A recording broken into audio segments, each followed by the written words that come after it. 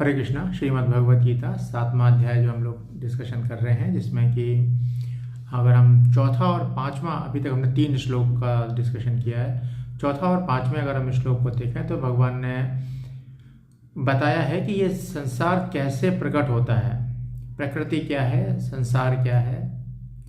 तो कह रहे हैं, चौथा श्लोक है 7वें अध्याय का, भूमिरापो नलो वायु खम मनोबुद्धिरेव च।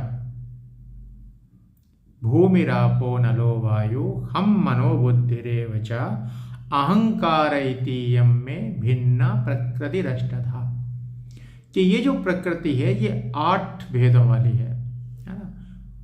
5 महाभूत, पंच महाभूत हो गए। शब्द मतलब आकाश, आकाश से वायु, वायु से अग्नि, अग्नि से जल और जल से पृथ्वी। तो ये 5 तत्व ये हो गए। 5 उनकी तन्मात्राएं हो गई, रूप, रस, गंध, शब्द, स्पर्श।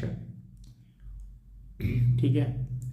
मन, बुद्धि, अहंकार, ये 3 तत्व ये हो गए। तो 5 पंच महाभूत और मन, बुद्धि, अहंकार, ऐसे 8 करके 8 भेदों वाली है ना। अष्टदल कमल है ना, जिनकी 8 पंखुड़ियां हैं, ऐसे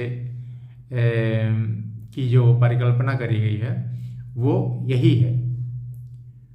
तो इसको वो बहिरंगा शक्ति कहते हैं, है ना, माया शक्ति कहते हैं, बहिरंगा शक्ति है। और 5वें श्लोक में बताया है, अपरेयम मितस्त्वन्याम प्रकृतिम विद्धि में पराम। यानी कि ये जो जड़ प्रकृति है, इसको उन्होंने जड़ प्रकृति कहा है। 8 जो भेदों वाली है इसको जड़ प्रकृति कहा है। और कहा है कि अपरेयम मितस्त्वन्याम, इससे भी एक जो ऊपर है, उसकी जो दूसरी लाइन है कि जीवभूतम महाबाहो येदं धार्यते जगत। वो कौन है? वो जीव है, जिसके लिए संपूर्ण ये जो जगत जो है वो बना है, उसके भोगने के लिए, है ना। लेकिन अब वो भोगना कैसे है? भोगने से बड़ा लोग लालायित हो जाएंगे कि अरे भोगने की बात है, तो हम बिल्कुल शुरू हो जाते हैं। लेकिन ईशावास्यमिदं, ईशोपनिषद का पहला जो श्लोक है, उसका जो दूसरी लाइन है, तेन तक्तेन भुंजी था माँ गृह कस्य सुदना। तेन तक्तेन, त्याग पूर्वक इसका भोग करना है, अपना नहीं समझना है, दिया गया है तुमको केवल, है ना। तो त्याग पूर्वक भोग करना है,